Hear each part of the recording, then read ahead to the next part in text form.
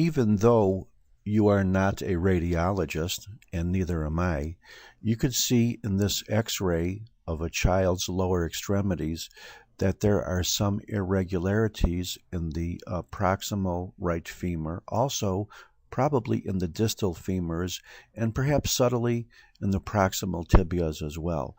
There is some type of tissue replacing the bone which is less dense than the tissue. In addition, here are some more detailed x-rays of phalanges in which you can see a similar situation in which you have a less dense substance here, in here, in here, in here, in here, not so much in this bone, replacing normal bone. Well, what in bone is less dense than bone? And that could very easily be cartilage. Here is a microscopic view of those areas in which, if you look pretty closely, you will see that in many respects this resembles normal cartilage.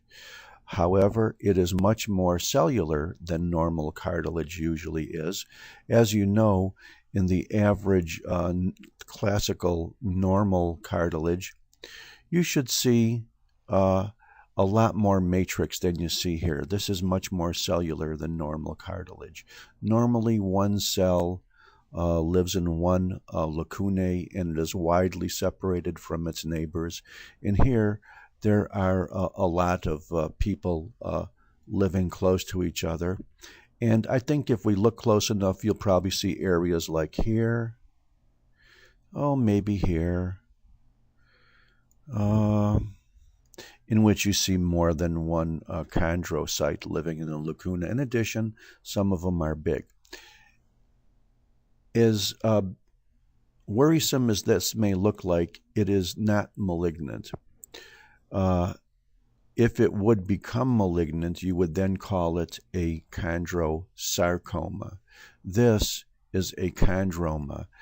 In a chondrosarcoma, you would see a much more significant degree of cellular aberrations, and you would also see perhaps a more invasive process. And of course, if it was truly a sarcoma, it would not look much like cartilage anymore, and this still looks quite a bit like cartilage, and it could very easily metastasize directly through the venous system. This is a classical chondroma, benign tumor of cartilage. Thank you very much.